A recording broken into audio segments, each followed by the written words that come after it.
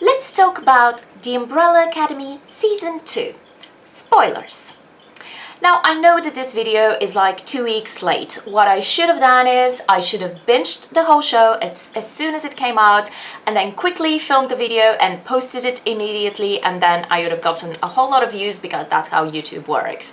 But the thing is, I'm on holiday, I could not be arsed. I wanted to just enjoy my show at a leisurely pace, and since this channel is entirely for fun, I don't care.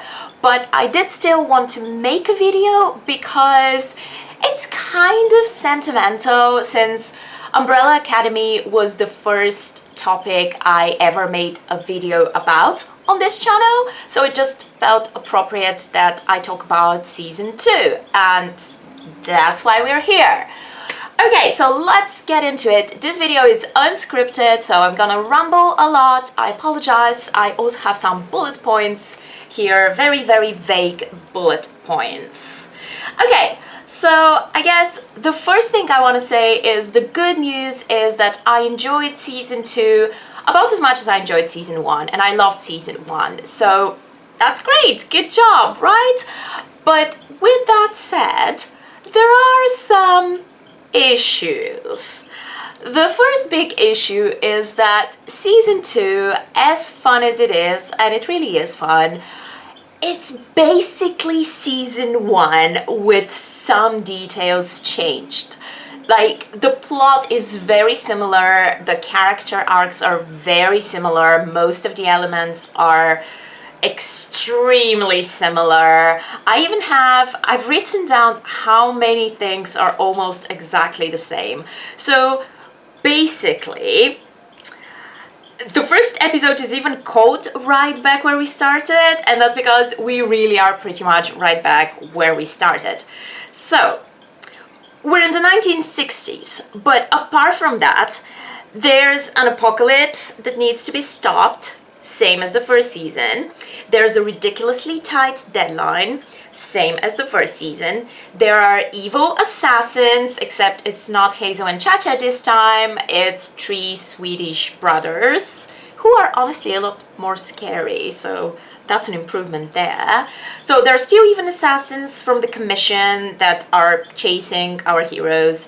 The Hargreeves kids are still sulking and bickering with each other like they learned absolutely nothing in the last season. I thought that was literally everyone's character arc in the last season was like, oh, we need to get along a little bit better because we need to work together and like stop the apocalypse. And they're trying to stop the apocalypse again, and they're still fighting with each other in the exact same way. It's like no lessons learned, almost no lessons learned. Okay, that's an overstatement. Some people are behaving slightly better, but overall, the exact same setup. They need to stop the apocalypse, they're fighting with each other, they need to once again learn to get along before they can get anything done. Luther is having daddy issues again, Diego is being reckless and obsessed with being a vigilante again, Allison is married again because this woman just cannot stay single for 5 minutes. Klaus is pretty much useless and drunk again within 5 minutes of the beginning of the show, even though he had this huge character arc last season about, you know, accepting his powers and sobering up and learning that he had potential and he was actually powerful. Nope. He's right back where he started. He's not really doing anything. He's very underused this season. Then Ben is kind of just there. 5 is doing literally the exact same thing as last season. So he's still being grumpy. He's still the one that like knows everything and needs to tell everybody what's going on. He's still making shady deals with the commission. He's still stopping the same, well, not the same, a slightly different apocalypse, but like a spin-off of that last apocalypse they were stopping. So yeah, he's pretty much exactly the same. And then the only person who's genuinely different is Vanya, who is a lot better. I honestly did not like Vanya in season 1, so good job on making Vanya a whole lot more likable. I really liked her in this season, but I'm gonna talk about that a little bit later. Basically, my point is the writers are just really lucky because they're writing interesting characters. Otherwise, they probably wouldn't be able to get away with it. They do get away with it. Like, I have to admit, they get away with it. You can tell that it's the same plot. It doesn't bother you because the characters are exciting and interesting and likable, and the setup is fun, and there's some humor, there's some action. There's enough there that you can just ignore the fact that it's basically the same story. But okay, let's talk about what's different for each of these characters, because I just mentioned what's the same. So Luther is still being Luther. He's still the big, strong, lovable idiot. I have no idea how this guy was like selected to be the leader, because I mean, I guess that he's like kind-hearted and protective of the others sometimes, and like has that, you know, good boy personality. But how is he clever enough to like be a leader, to be appointed a leader of this like superhero group? That doesn't make sense, because he's just a giant goofball. And actually, to be honest, one of the things that I find really fun and I enjoy is that all of these people are idiots. Like, they're not very clever. They make such stupid mistakes.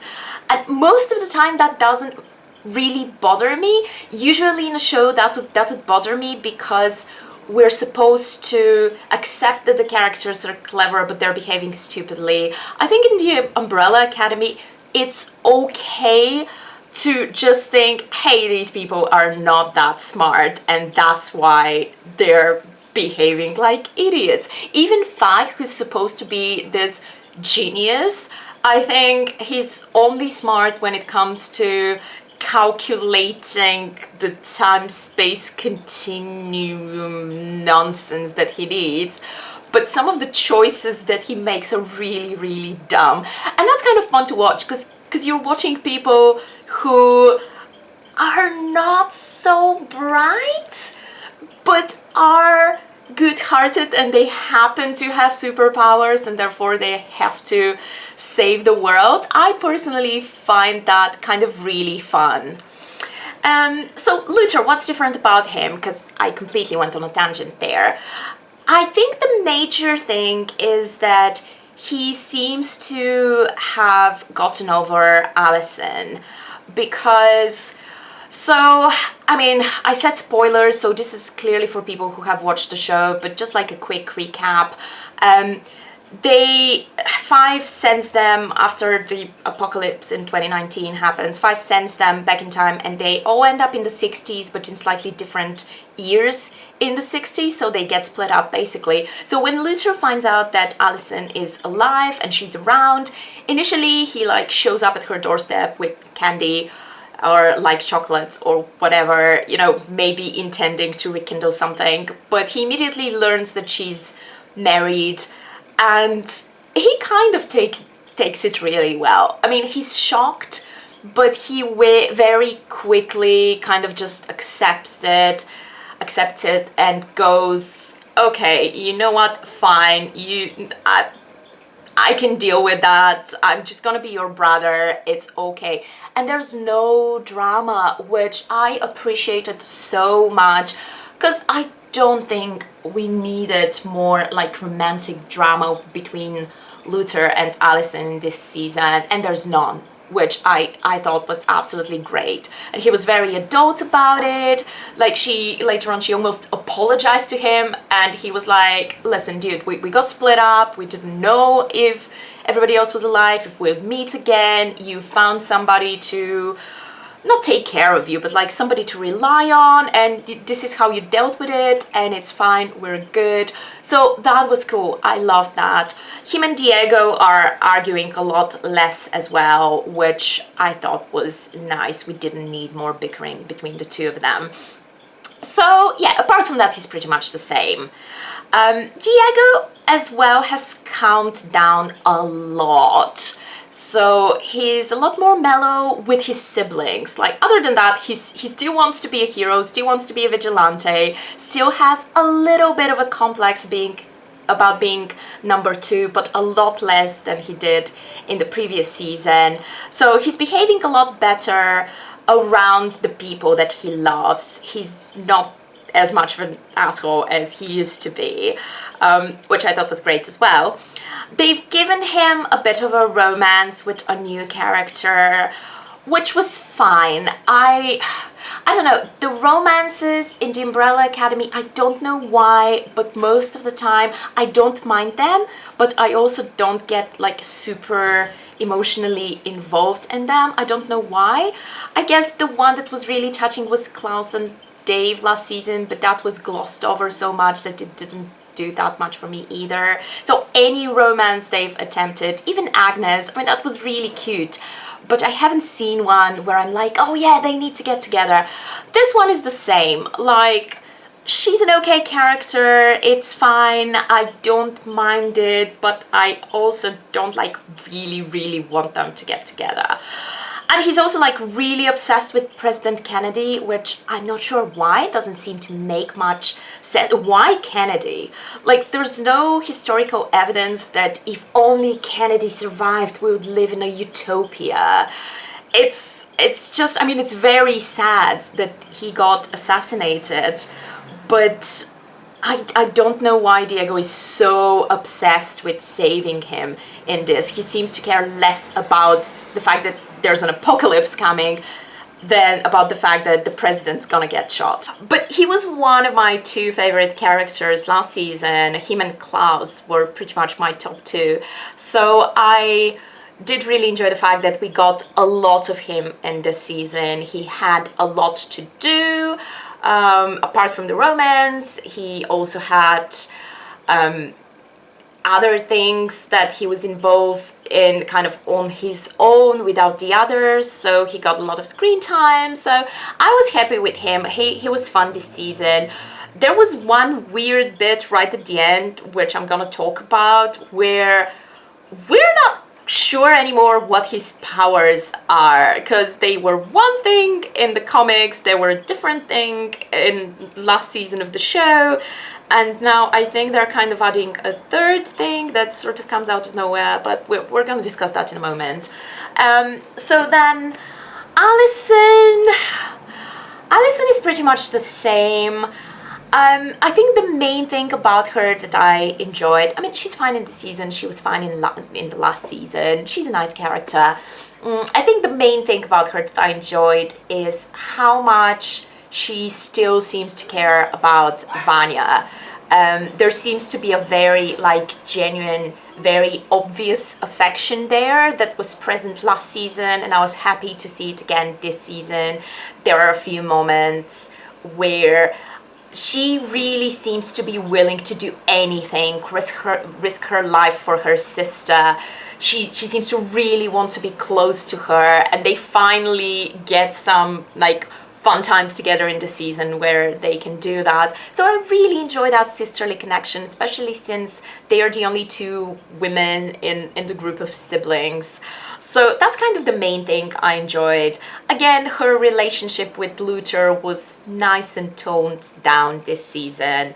I didn't mind the romance last season. I don't find it disturbing that they're kind of siblings, but kind of though. It was such a weird household that they grew up in, and they are not biological siblings, so it didn't bother me whatsoever that they were romantic with each other. But I would rather they either like be together and there's no drama, or they're not together and there's no drama. And in this case, they're not together and there's no drama. So that was good. Anything else about Allison? Her relationship with her husband was okay as well.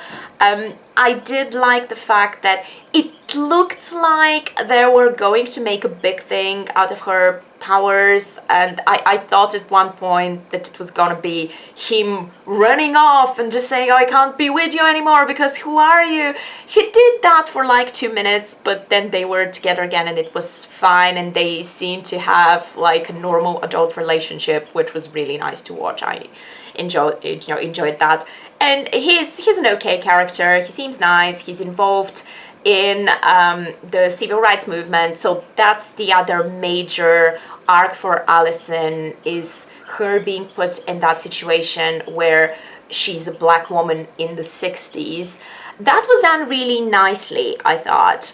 I don't know if that's any sort of personal growth for her, because it's not like it has been specifically shown that she didn't care about that before, or didn't know about that, or wasn't involved in it. Like, it just happens because of the setting, because she is in the 60s. It kind of happens very naturally. She's black, she's in the 60s, and she is a strong, independent woman. Of course, she's gonna be fighting for civil rights.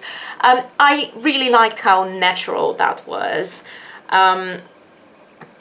Apart from that, not too much else happens with her. She's just good old Allison. One little moment, one little bullet point there. There's one thing I didn't like, and I would have done it differently. She doesn't use her powers a whole lot in the season, but one of the times that she does is to make one of the Swedes, one of the assassins who are after them, kill his brother. And I thought that was unnecessarily nasty. I know it's a dark show and people die and there's guts and gore, and I don't mind that.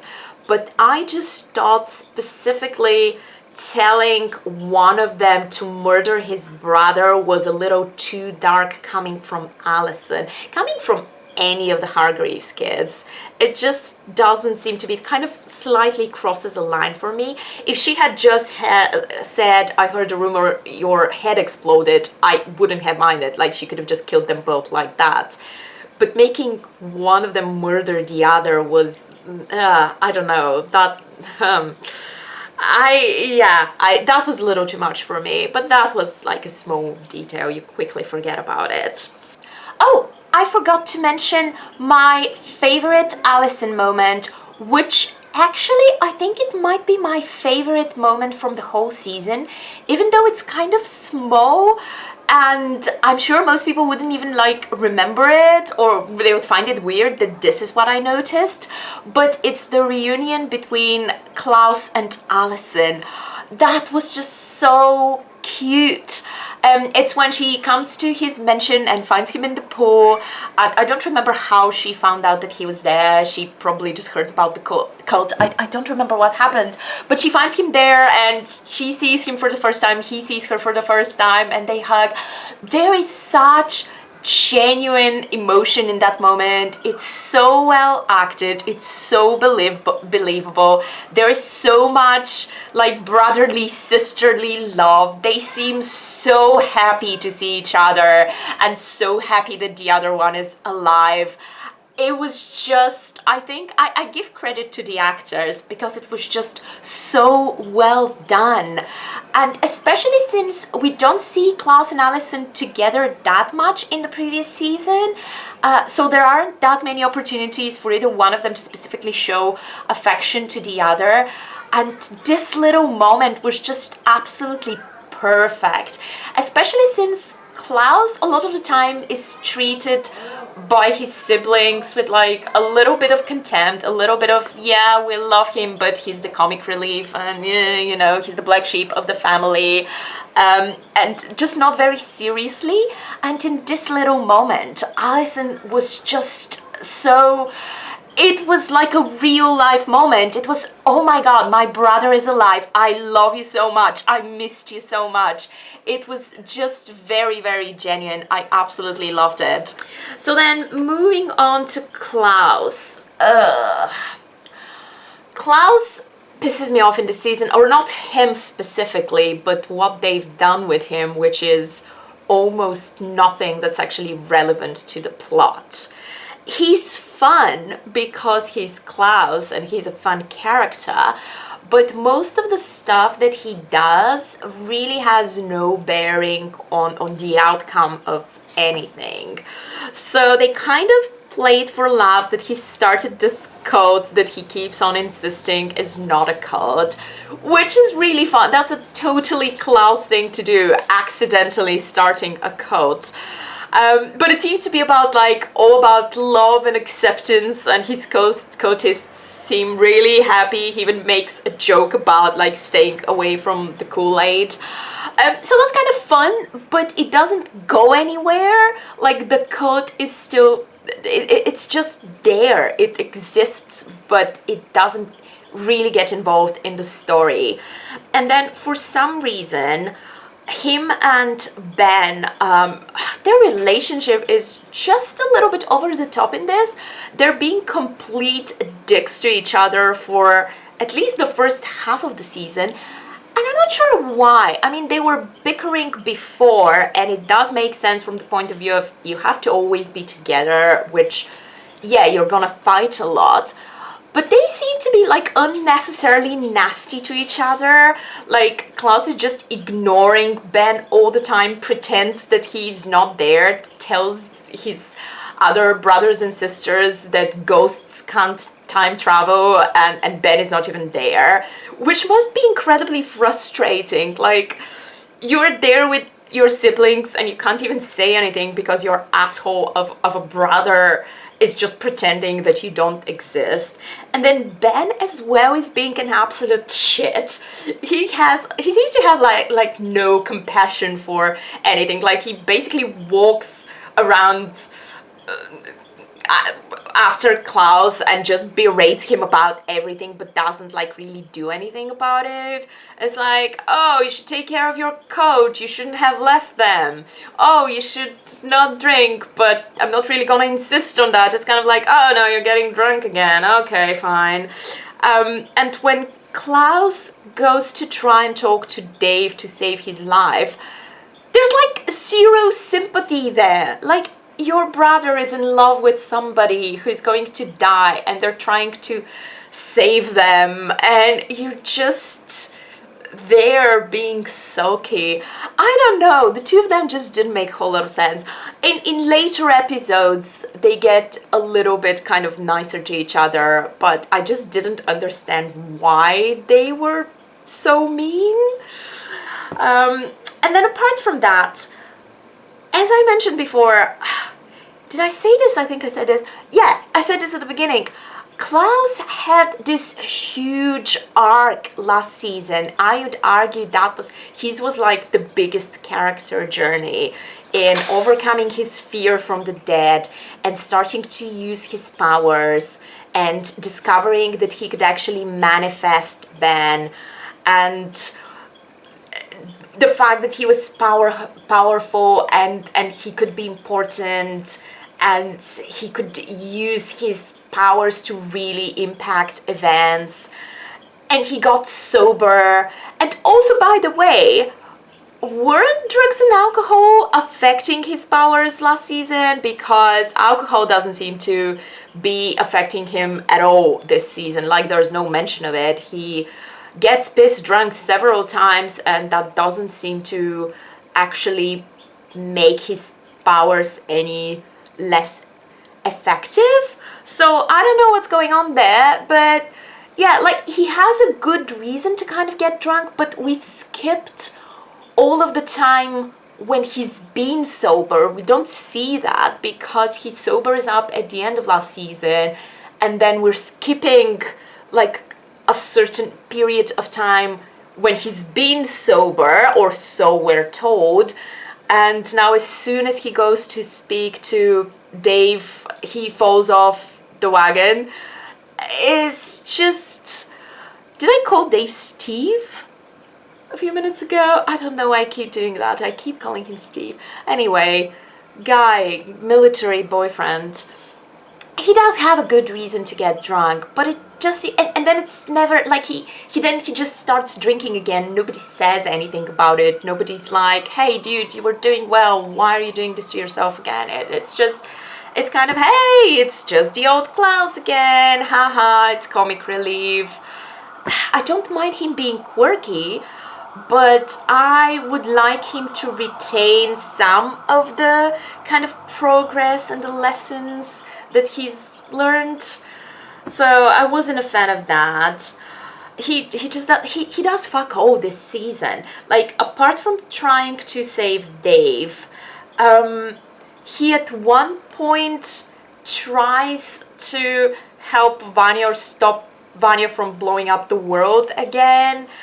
And I guess you could argue that he kind of does that because it's actually Ben who eventually does, and Ben wouldn't be there without Klaus. But it doesn't feel like it's proactive on Klaus's part. It feels like, well, Ben's just there, so he goes and does it. And Klaus has to be, like, he has to watch two of his siblings risk their lives and try to do this thing, and he's just sitting there and being like, no, I'm a coward, I'm not gonna do it, I'm only gonna do it if I have absolutely no other choice. Oh, I guess the two of you are out, so now I'm gonna try. And it's like, we've been over this. He shouldn't, he can still be afraid, he can still be reluctant, but he should have gained a little bit of ground from last season. And then I guess the other big thing is him and Dave. I think that deserves its own video. I like what they've done with Dave because he feels a tiny bit more like an actual real character in season 2. Not a whole lot. He's still a tool. Like, he's still something that we're using in order for Klaus to have some sort of drama. He kind of can't be there on his own merits. But I like what they've done with him. I actually really like that. Because he's a young gay man in the 60s, so he's super closeted and his family is conservative, and he feels like very pressured by his relatives and by society to behave in a certain way. So I thought that was really great. But the way that Klaus approaches what he wants to do, which is like he wants to prevent Dave from joining the army and therefore dying in Vietnam. Like, nobody's this stupid. He like literally finds out where he works and goes there, chats to him about paint because he works in a paint shop, and then after that just shows up in a diner and is like, don't join the army, I'm in love with you and I don't want you to die. It's just this random guy showing out of nowhere and talking to you about how much he loves you, and it's just, would you do it like that? Would you just walk up to somebody who they don't know you, you know them, but they don't know you, and just be like, please don't join the army, I'm sure this is gonna convince you? It doesn't make any sense. And then they have another conversation because Dave comes and finds him, you know, at his cult mansion, and then that conversation also isn't enough. Like, it's a little bit better because he tries to explain to him, okay, I know your future, here's your dog tags, you die on whatever hill and you shouldn't join the army. And then Dave is like, well, even if that's my destiny, I'm gonna join the army because that's the right thing to do, and fuck you, and just leaves. I like what's happening on Dave's part, but if I were Klaus, and I think if anyone were Klaus, we'd be trying a little bit harder and we would be a bit cleverer about it.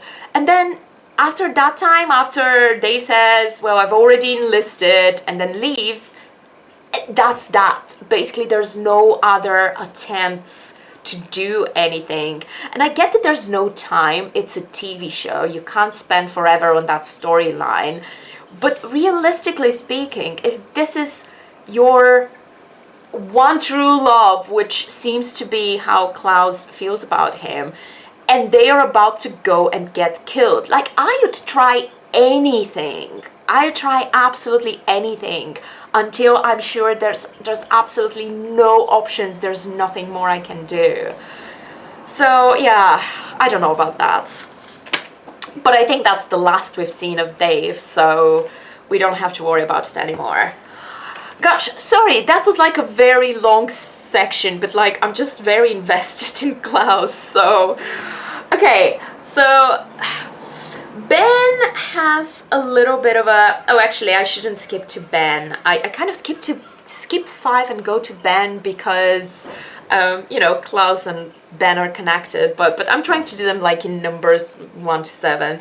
So 5, as I said, exactly the same, but I really love Aidan Gallagher, so he's so much fun to watch that I don't mind that there's not much of a new character arc there. It's just a really fun character and he just delivers it very well. He also like murders a bunch of people without... He goes and kills the board of directors for the commission because he makes a deal with the handler for like a way to get his family home, which then turns out to be like she basically tricks him. So my thing here is that in the end, him killing the board of directors just basically created a shit ton of problems and it didn't get them home. So, and he came up with a different way to do it. So if there was a different way to do it, could you not have skipped murdering a whole bunch of people? But I mind it a little less than the Allison thing because he goes and straight up murders them. There's not that extra bit of cruelty of making somebody do something horrible to like a family member. So there's blood and guts flying. I don't really care that much. Fine, but I think he could have avoided that, and I don't think he wants to be an assassin or a murderer anymore. So he should be trying to avoid that sort of thing a little bit more. But anyway, okay, and on to Ben. Ben has a little bit of a character arc. It was nice. It was okay. There's a little detail of him kind of having a crush on one of the girls in the cult. That's kind of doesn't really go anywhere. He gets to have a little moment with her while he is possessing Klaus's body. That scene, by the way, was a bit... It was okay. It was funny, but it wasn't very convincing. And I mean, I watched an interview with the actors where they were explaining how they did it, and it makes sense what they've done. So basically, Robert Sheehan wanted to play it like it's Ben, but it's also a little bit Klaus, which makes sense. I understand what they were going for, and it's not that it completely doesn't work, but because there's not enough contrast, it's basically like just still watching Klaus. And she even has like the girl that he has a crush on, that he has a conversation with, the girl that Ben has a crush on, even has a line where she says, "Oh, you're different today, you're somehow quirkier." And I'm like, first of all, Klaus literally the quirkiest person in the world? Or not quirkier, sorry, dorkier, but yeah, same thing, literally the dorkiest person in the world. But also he doesn't really behave any differently. Like there's small details, like there's less hand waving, and I guess, I don't know, he's a little bit toned down, but he basically behaves like Klaus, so that doesn't work too well. But there's a nice little moment where Ben hasn't been in a real body in ages, and he, like, all of these experiences are amazing to him. He like just biting into a grapefruit or like touching anything. So that's a nice little moment. And then he gets to save the day when Vanya is kind of in a state because she got captured, and the FBI thought that she was a Russian spy and they tortured her, so she kind of snapped and was going to blow up the world again. And because of her powers, nobody else could reach her. that scene kind of really annoyed me because it was very, very clear. Like, from the second they arrived there, so it's Diego, Allison, and Klaus. From the moment they arrive there, I'm like, okay, well, they can't reach her. It's, you know, her powers are too strong and they're pushing them back. So Klaus is there. Clearly, they have to send the ghost. Like, that's from the very first second. This is so obvious. It's like, yeah, send the ghost. He's not gonna be affected by this. And you can manifest him. He's literally always there. But no, they have to go one by one. It's like a 5-minute scene. And I'm just like, this is so boring. I know what's gonna happen. You're wasting 5 minutes of this episode. Because first it's like Allison just walking against Vanya's powers and being like, Vanya! And then she gets thrown back.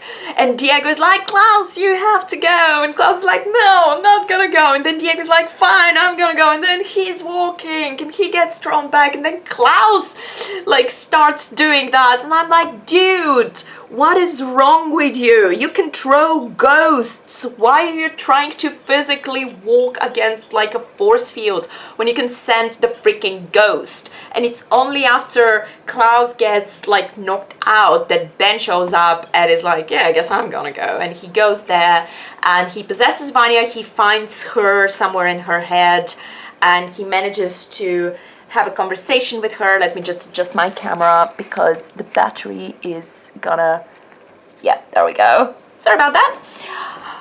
So he finds her in her head, convinces her that, like, sort of comforts her and tells her how to deal with everything and that nobody blames her. They all love her so that she can calm down and stop bringing on the apocalypse. So that's nice. It's nice that he gets to do something like that. But then he kind of goes on to the like afterlife out of nowhere. It's not clear why this happens now and how Vanya causes it. It's kind of like they're talking. She agrees that she's not trying on purpose to like blow everything up, but like she just kind of can't stop it. She's lost control of her powers, but she calms down. Everything's fine, and then he starts turning into blue sparkles and floating away, and she's like, oh my god, no, I'm hurting you, I'm killing you. And he's like, well, no, I've already been dead for 17 years, but I guess now I'm gonna be dead and go into the life and move into the afterlife. It's just not clear how she causes that and why now. And because it's not clear and it's out of nowhere, it takes away from the emotion of the moment, because I was just like, oh, okay, that's new. And it wasn't enough of a punch. It didn't feel like enough of a loss because there seemed to be a little bit of a plot hole there. And also, like, you always suspect that he's going to somehow come back because it's the 7 Hargreeves kids. You kind of need him there. And in this show, you're never sure, like, he's gonna actually be dead or who's gonna turn up to be alive. So it was nice. I liked it, but it wasn't probably as emotional for me as it was meant to be. And then Vanya. As I said before, I like Vanya a lot better than I did in the first season. I just could not with season 1 Vanya. I didn't think she was interesting. I thought she was too whiny. I got on paper why I should sympathize with her, but just the character on the screen to me wasn't likable enough. Whereas this Vanya, I really, really genuinely do like. She has a lot more sense of humor.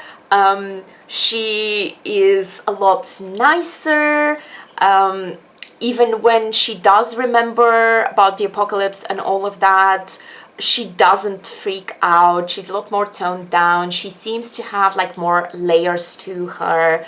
She gets more cool moments with the rest of her siblings. She has a nice little, slightly weird drinking like little party with Allison and Klaus, which is cute. The love story that she has with this 60s lady who has a child on a farm and is married, and it's this like tragic lesbian love story. Again, the love story is fine. It's okay. I don't mind them, but I'm also not desperately rooting for them. I think it's nice. I think it's well executed. It's just, for me, it's missing something to make me be like really super invested in those characters. But it was fine. Then her powers, though, there's this weird moment where she saves her love interest's kid's life because he was drowning. So she does like mouth-to-mouth breathing with him, and she somehow magically gives him part of her power. Like, what? How does that make any sense? Like, she's not contagious. What did she gave him coronavirus? I don't, but it's superpowers. I don't know, that didn't make any sense to me. I think my favorite moment with her, apart from like some really cute stuff with her siblings, is when all of them are gathered together at this dinner with Sir Reginald Hargreeves, who is also in this timeline, which makes perfect sense, and they're trying to talk to him about what's going on, and they're trying to convince him that they're his children and they have, well, adopted children, and they have superpowers, and they kind of show what they can do one by one, and Vanya is like, oh, I can show you too, and everyone's like, no, because they think she's gonna explode the place. But she just kind of, does she explode her drink? I don't remember. Or like some of the food in the table just goes flying, and she just kind of goes, hee hee, whoops. It's really cute. I really liked it because it both shows her being more humorous and a little bit more confident, and it also shows that she has gained some control over her power. She can do what she wants with them. She's not like just this bomb that explodes when she's aggravated. She did that really nicely. Like it was very cutely, is that even a word? Acted. I'm very surprised that I'm a fan of Vanya now, because gosh, I mean, she went from literally my least favorite character in the entire thing. I really did not like her last season, and now she's pretty close to the top. I like what Elaine Page is a singer. I like what Ellen Page is doing with her this season. Last season, I wasn't impressed. I know that she can be a good actress, and she is a good actress in many things, but I wasn't like specifically a fan of hers, and watching her in the first season of The Umbrella Academy, I was like, nah. And now I actually quite like her. There's a lot more nuance there. I don't know if it was the direction before or if it's better direction now, but either way, good job. She's doing great. So this is all of the Hargreeves kids.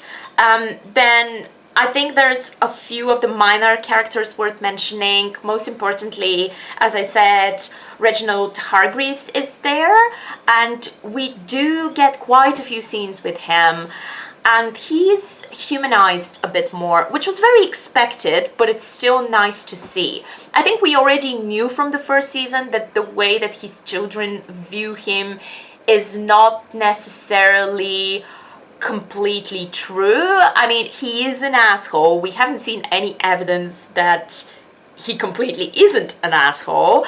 But I think the idea has been from the beginning that he's an asshole who's still well-meaning, and it's not that he doesn't care about people or about the kids that he adopted or about other people around him or chimps around him. It's very nice to see that he actually had a relationship with Grace, or at least who later became Grace, as she is known to the siblings, to the kids. That was very nice.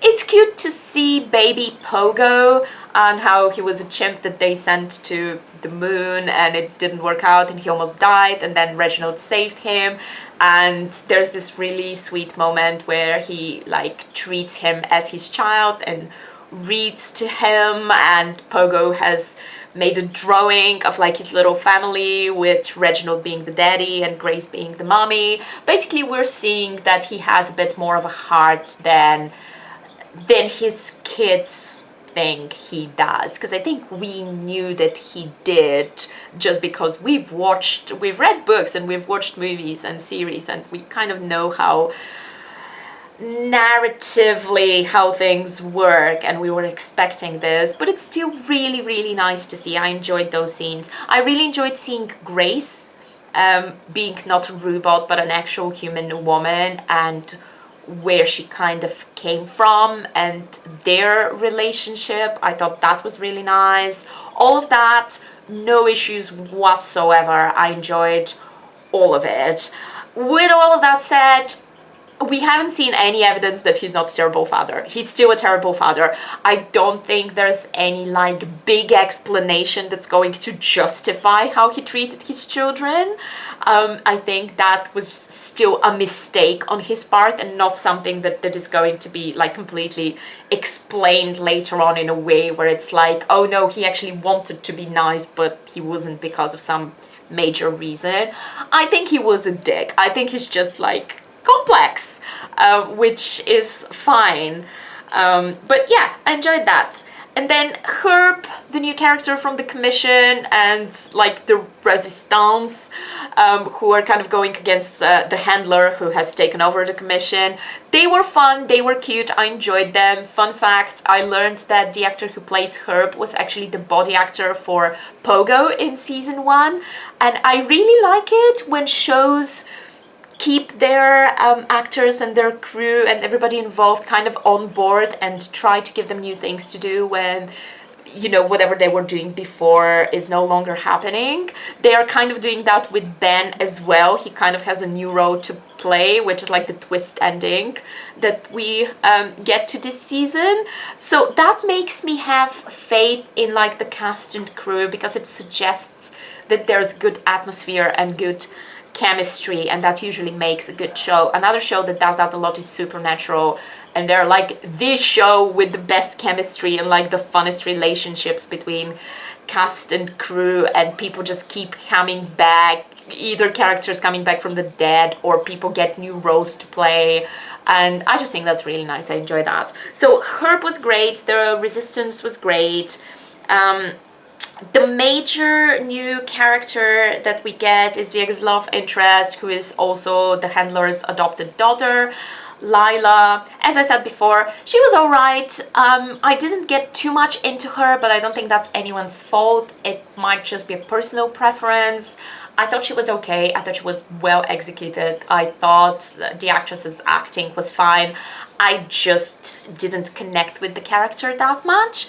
But I did really like the twist at the end, where it turns out that she's actually one of the special children and she has powers, and her power is actually mirroring somebody else's power, but she can do that one by one. Like, she doesn't absorb their powers, but she can kind of just mirror them back to them.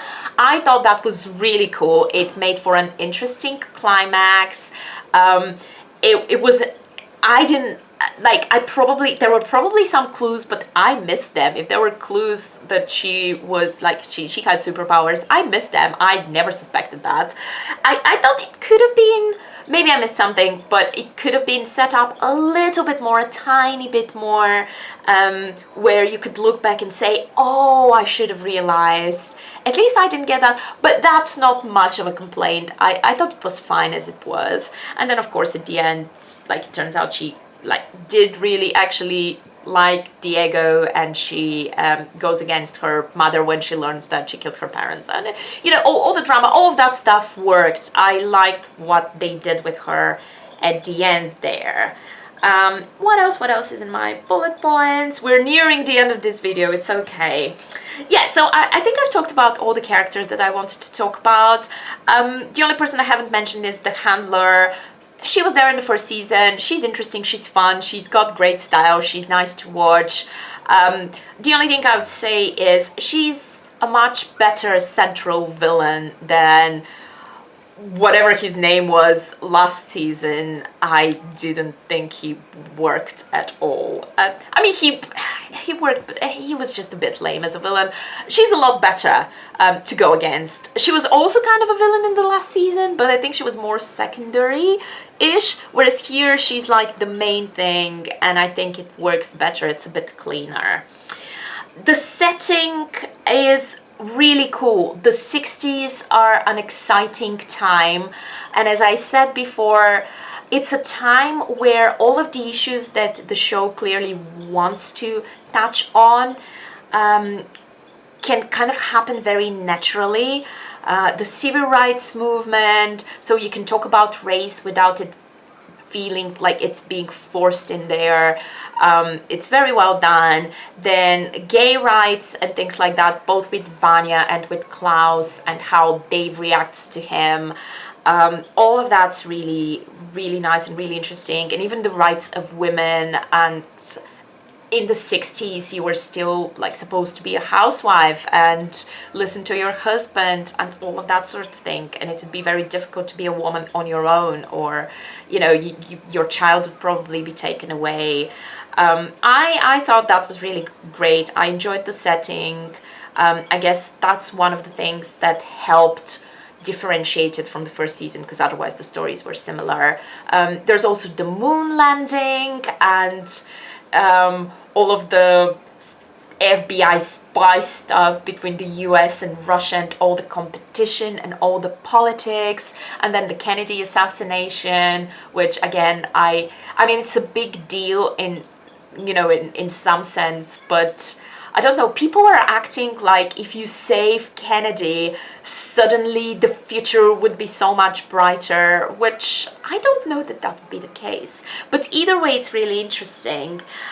So a lot of really good stuff, but there were also so many plot holes. I mean, so many plot holes. And this is another thing where you are only getting away with it because you have strong characters and humor and this fun, interesting world, so that your viewers are kind of like, I'm just gonna roll with it. But I'm just gonna mention a few because there were so many. I'm not gonna remember all of them. But one of the really major ones was, it was a good payoff, but it was also a plot hole, so I enjoyed it, but I was also like, this doesn't make any sense. So at one point, Five has a conversation with Reginald, with his dad, talking about, you know, what he's supposed to do, and Reginald isn't very helpful, but they talk about like Five's powers and how he, every time he tries to jump, he messes it up. And Reginald says, maybe you should try something smaller rather than jumping so many years. Maybe you should try seconds. And then that advice comes back at the end, where the handler shows up. This is my phone, and it's probably, yep, it's a spam call, never mind. The handler shows up and basically shoots literally all of them. Like she murders the whole entire family and her daughter. And it turns out Five is the only one who's still breathing, like he's still alive, but like bleeding out. And then he remembers that advice and the fact that Reginald told him a few seconds can be a very long time. So he realizes that he can jump a few seconds earlier and prevent that. But the problem is, this doesn't make any sense, because Five doesn't have the ability to turn back time. He can jump through time, but it's still him. So jumping back 5 seconds, it would be like he should be still shot, and there should be another one of him there. And instead what happens in the show is like he literally turns back time. Like they run, like they play everything backwards, and it goes back to just before they all got shot. But that's not how his powers work. It's never been how his powers work. There's this whole thing in the season about the paradox of you meeting yourself, and it's still him. Like he physically exists, and he exists in the same form that he's in when he jumps, unless something goes wrong like it did the first time, where he was old and then he ended up miscalculating something, ended up in a younger body. But I don't think this is what they're going for here. It's not like he calculated his jump so that he would jump back, but he would end up in a body that doesn't have bullet holes. It's just he literally turns back time, which he shouldn't be able to do that, and he does. But I'm letting that go because it was kind of cool. It's been done before, but it was still kind of cool. The other major plot hole is the whole time paradox meeting his older self thing.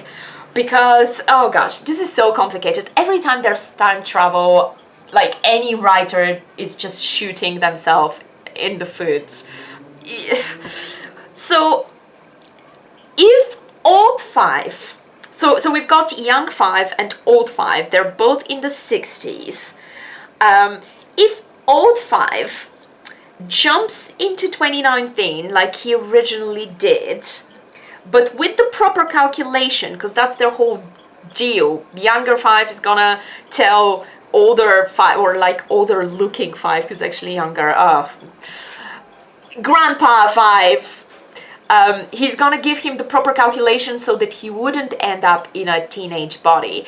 But then if he jumped to 2019 but did it properly and he was in his adult body, then the 2019 apocalypse would still happen, presumably, maybe, unless he changed something. It's a whole thing. Like, he would probably change something because he has this information now. But even if everything else remained the same, current five, current young looking five, should immediately actually switch to being old five, because presumably, like, old five jumped to 2019 in his old body, then did everything the same as, you know, everything that happened in season 1, and then he jumped back to the 60s. So this is where the two of them basically merge, but it should be in the older body, and it isn't. And it's just a complete mess when you start thinking about it. And also, how are they expecting to, like, talk to him about that and send him to the future, and then he doesn't do anything? Like, he would do something. He has information now. And it just, something would change, which of course it does at the end. But, like, they should have expected that from the beginning, and it should have been affecting them. Because I know that they're in the past, but for them, that's the future. Like, in terms of their bodies, or what happened to them, or what brought them there, somebody in 2019 has to jump back in time in the exact same way in order for that past to still be happening. Anyway, so that's another one. And then the third one I can remember, this is kind of a smaller one, but it was just weird. Diego's powers. Since when does Diego have telekinesis? Because at the end of this season, he basically stops a whole wall of, like, bullets and, like, twists them to go in, like, a different direction.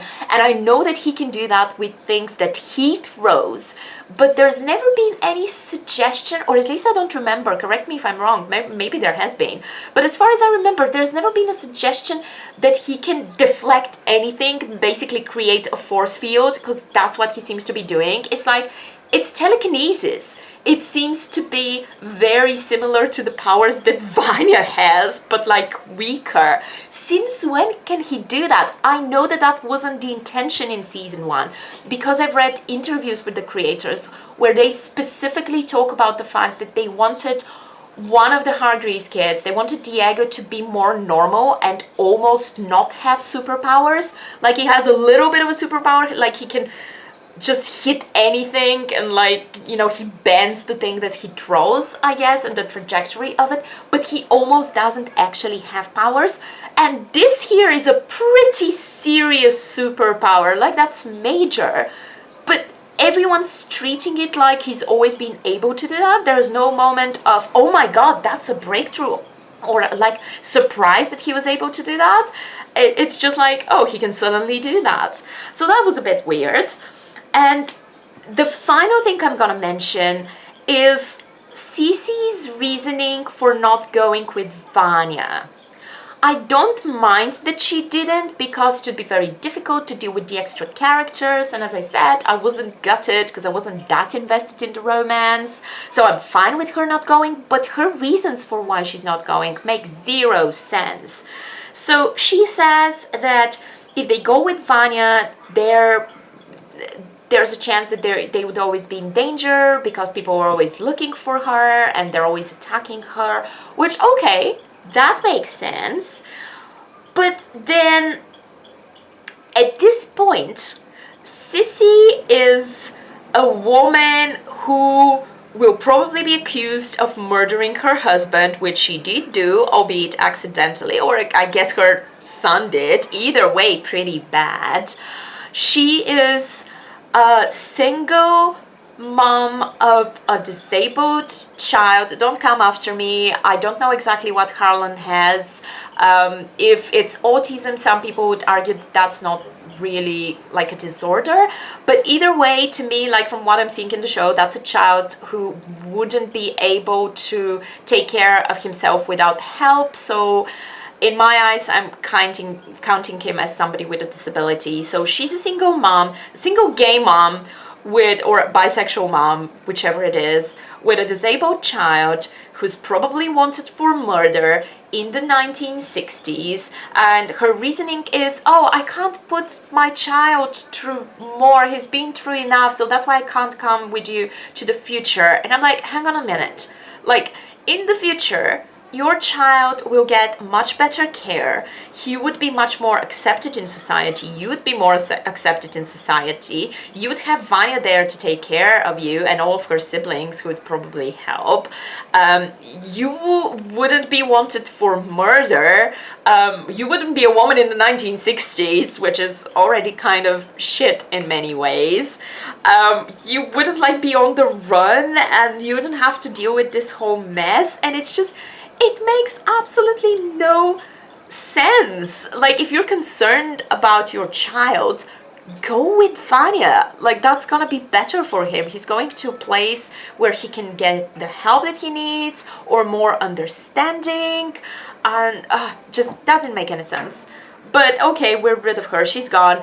I don't know if Harlan's gonna come back, because Vanya supposedly takes her powers back that she gave him, but then we're shown that, oh, actually she didn't, because he's levitating his toy, so he clearly still has powers. So I don't know if that's gonna come back. My prediction is that maybe that has something to do with how the future changed, with the twist ending, with the Sparrow Academy and all of that. I'm guessing that it might be that Harlan is somehow involved in that, because otherwise I don't know why they would even show that if we never hear about him again. So I don't know if he's coming back, but yeah, Sissy's reasoning wasn't very good. Anyway, this video is now 1,000 hours long, so I'm gonna stop here, but overall, I enjoyed this season. I really liked their little setup for season 3 with everybody coming back to the future, but now it's a different future. Again, that was kind of expected, but it's a really fun premise. It's enjoyable. I really want to see what they do with that, but my hope would be that season 3 has a completely different plot line. We're not just rehashing the same things, and I would like to see a little more character development, especially from the Hargreeves kids, and no regressing back to square one, which I felt some of them did a little bit, especially Klaus. Please do something with Klaus. A lot of people have been saying that they really want to see Dave again. I don't think we will. I think that story's wrapped up. And I think they tried as much as possible to kind of give it an ending, which is bittersweet, but I think they can stop it there. I don't know if I want to see him again, because I don't know if there's much that they can do with the two of them. I agree that it's very kind of sweet and heartbreaking, and I like that story. I like the romance. In season 2, I also like Dave as a character, because he wasn't a character before. I like how complex he is, and the struggle between, I'm gay, but I'm a gay boy in the 60s, and there's all of these pressures. But I'm not sure I'm not sure they can continue that plotline without completely ruining it. So it might be better to kind of leave it there. So yeah, these are my thoughts and my predictions about season 3. It's gonna be another year or a couple of years before we actually see what happens, but hopefully the show actually does get renewed. I'm pretty sure it's successful enough to get renewed. And I guess I'll see you then with another video about the Umbrella Academy. Thanks very much for watching and have a great day. Bye!